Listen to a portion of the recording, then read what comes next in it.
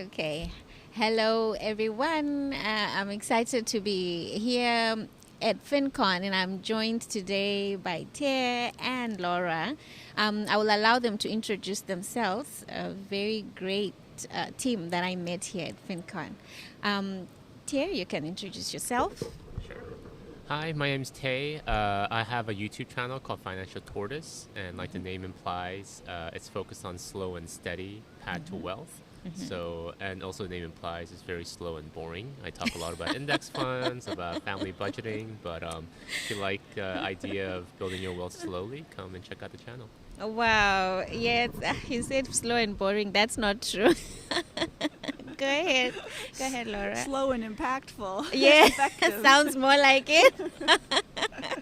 Yes. And I'm Laura from Rich and Resilient Living, and so I talk about financial resilience and true wealth on a climate-challenged planet. And what does that look like? I am a financial coach, and I am in the process of co-writing a book called Growing Free, and the free stands for financially resilient, economically empowered, and we're targeting artists, activists, and other reluctant capitalists who have stepped back from money, but we want them to step up and start earning money so we can use it for good. Money for good, yes. Well done. Thank you so much, you guys. And I will start from where we ended yesterday in a conversation. I think, Laura, you said to me, there are so many types of capital, and social capital is one of the most undermined sources of capital. Do you want to maybe speak briefly about that? Sure. So yes, there are. We hear the word capital and we think financial capital, but there are a number of other forms of capital. And going back to this idea of resilience and financial resilience and climate resilience, resilience on a climate challenged planet, I think that's social capital, our connections with each other, our connections with our family, our neighbors, our coworkers, our community. This is so important for multiple reasons. I mean, we're here at FinCon, so obviously the financial benefits are, pretty obvious and important of social capital, but also the mental health benefits. Right. Just having those connections, our focus on financial capital has really separated us from each other and diminished our social capital. So it's really impactful for us to build our social capital and take some of our power back through it. It's true. And talking of social capital, I think we were even laughing about it yesterday. For me to come here, Laura had to pass through and pick me up. Social capital. I could have paid Uber. Social capital. So indeed. And Tia, you told me a story that really touched my heart. And you introduced a term, sandwich generation. Is that what you call it? Yes, sandwich generation. So, as Laura was mentioning about like the financial capital and social capital, so I guess one of the ways that it's unique for myself and my wife is that in order to kind of bridge the gap between the two, we have a arrangement called multi-generational household. So the sandwich generation, to explain that, is a concept where a generation is sandwiched between two generations. So let's say that you have children and you also have aging parents and you have a level of responsibility for both.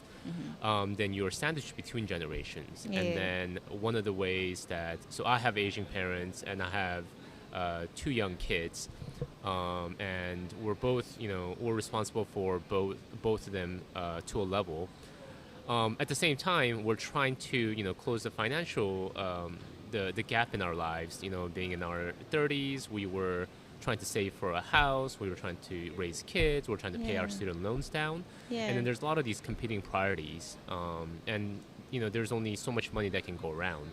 So one of the ways that we've been able to kind of close that financial gap, but also at the same time gain some social capital through the process is by we actually decided to live together with my parents. So for the last 10 years, my parents have lived with us, and we also raised two kids. So we have a very full household, 6 people in our household, 3 generations living under one roof. Financially, it's really helped out because in a way my parents helped out with the down payment and we took over the house mortgage. So we get to have equity in the home. We didn't have the capital at the time. my parents don't have to worry about the overhead, their ongoing overhead. Yeah. So it freed up their financial capital on their end. At the same time, it really helped us to, one of the side benefits, it was after the fact that we realized one of the side benefits of a multi-generational household is just there's just more love around the house. Our Right. children especially, I think, gain the most benefit. Yeah. For them, it's very normal that grandparents live with you. Uh-huh. It's almost having, a second set of, parents that are able to love them. A lot of Yeah. times, we struggle a lot as young parents trying to figure out parenting. And Yeah. then I think having grandparents, they, in a way, they care less about needing to discipline and they Yeah. can just embrace and love more. So I think they'll help that a lot. So it's kind of to Laura's point. It was interesting way. It was an experiment for us. Yeah. And then it was interesting way how this financial gap and financial capital and social capital all kind of came together. Yes. So that because of that, we were also able to have a home. We were able to pay our student loans, and we were able to get ourselves to a better financial position today. I think because of the arrangement, this unique arrangement that we had. Really, yes, a unique arrangement. From where I come from, it's not very easy, especially for a daughter-in-law to stay with her mother-in-law. There's always that kind of a friction, and those people are best kept in different houses. So it's really quite exciting, and also that you bring in the financial benefit which comes with social capital. So, for example, you can afford to buy a house. Maybe someone puts the deposit for a mortgage, and then you carry I think that's what you were explaining to me. So yeah, I think this is something that is quite exciting, and I'm loving it because you are from a different culture. Korean you are, and American you are, and you also explained that this is something that you're also trying to embrace or has been embraced. You want to speak more Sure. to that? Yeah.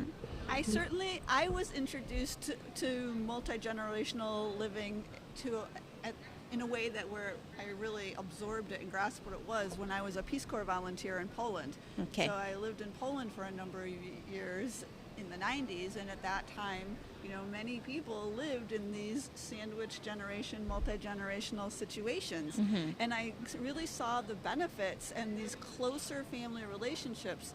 And I mentioned about the mental health for people, but I was reminded listening to Tay, I really think you mentioned the big benefits for your kids, and I think those are more obvious, but I think there are also tremendous benefits for elderly people, especially Right. in Western cultures, where they get sent off so often to a senior living facility, where Right. they're not living amongst people that care about them and having those Yes. interactions, especially with young people. They have so much wisdom to share. Yes. And I really think that it contributes to longevity and quality of life in older people.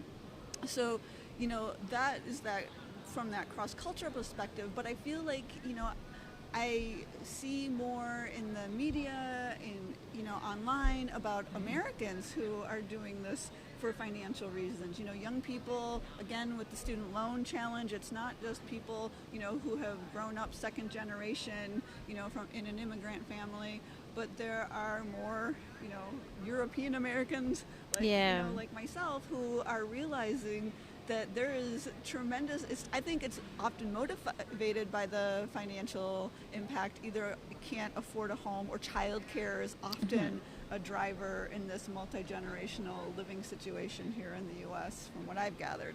Yeah, and I think you really speak so much wisdom when we do that. But maybe as we close, I just want to get your opinion. What do you think about? And I've also been listening to a couple of videos from you on how you you don't like dates and all these other things.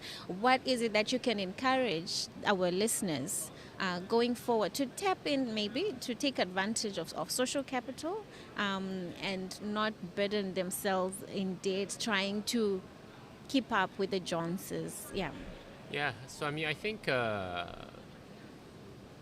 guess if I could kind of wrap it around to social capital, how to build social capital. A lot of it is kind of, if we could look at it as an unconventional way of living. Right. But if we could even define that there is a conventional way, I think we've been socialized that there is a norm That when you come out of college, you're supposed to student loan is normal. That what do you call it? Like buying a home, getting a mortgage is normal. Getting a car with a car loan is normal. Going on these vacations and putting it on your credit card is normal. So I think these things are kind of normalized in the society, but I think it's important to kind of step back and then identify where are these, I guess, what I consider normal mindset coming from. Yeah. And then it's okay to pursue a path of something different. So then for us, that was the big thing, was when we decided that I started living with my mom again when I was 30. So it was weird. Like for me, I'm like, I thought I was trying to pursue the American dream of being independent. Right. But then with all these different factors that were pressuring me from different ends, for us, it was unique. It was kind of out of the norm. It was, part of it was like, it was embarrassing at times to say like, oh yeah, like, I'm living I'm with my staying mom. with mom. Yeah, and they're like, what are you doing? You should be independent. That's the definition of success here in America. Yeah, yeah. So I think that was what I emotionally struggled with. But at the same time, I think looking back now, because I was willing to at least struggle with it and then accept the fact that in order to, uh, I guess, move away from the mindset of this is normal in order to kind of get ahead financially, I had to be willing to challenge that, the normal mindset, and then take unconventional methods in my life. So, Wow. yeah. Wow. Thank you. Thank you. Yes. I would just riff off of that a little bit, because I Okay. think if we go out further macro, it's very striking to think about, yes, we have these norms and conventions now, but if we look at the whole of human history, most of our human history is living, in these familial, smaller tribal groups. Yes. And so it's just the norm right now, and it's in some ways proving to be a pretty unhealthy, unsatisfactory norm, that people are looking for ways, that's why people are looking at money, because money is the lifestyle design tool that can help them design their life to be the way they want. And they're realizing that it's not all about accumulating that money, but actually applying it to design their life in a way that, again, isn't all about the hustle. Yeah. And so, and in terms of answering your question about building social capital, I think especially for people in the West, but I think anywhere these days, because so many people have followed the Western model, just starting to talk to your neighbors. Right. Say hello to people, start a conversation, be open to it. There's so much wonderful spontaneity and surprise to be had just by having a conversation with someone and learning something you didn't know, and then it just snowballs into some tremendous stuff. And often I always also think about the environmental benefit of social capital, because yes, you save money because you don't necessarily have to buy things, but it's also good for the environment to borrow your neighbor's lawnmower or whatever tool they have, so you don't have to buy one as well. Yes. Oh, wow. This is a really interesting conversation, and I do agree with you. Like, for me, I think going forward, I think the lesson is that we need to also tap into the social capital. Though the financial benefit is not apparent or is not very obvious from the onset, but there's a lot of benefit that comes. And truly so, when we look at probably our ancestors, how they were living in the smaller communities, everything would work. As a community, if one dies, they would bury themselves in they would bury their loved one in that little community. If another was struggling in that little community, and would take advantage of that. So little things like now we are here, probably I could have paid to get people like you here. But we tap onto that, and you have mentioned it very well. Just start with a greeting, a good morning, a hello, very important, and everything else comes from there. So yes, I want to thank you very much for joining us in this episode. I hope to have Tia and Laura again in future, and probably in our future Zoom calls. So thank you so much for joining us. Goodbye. Thank you. Thank you.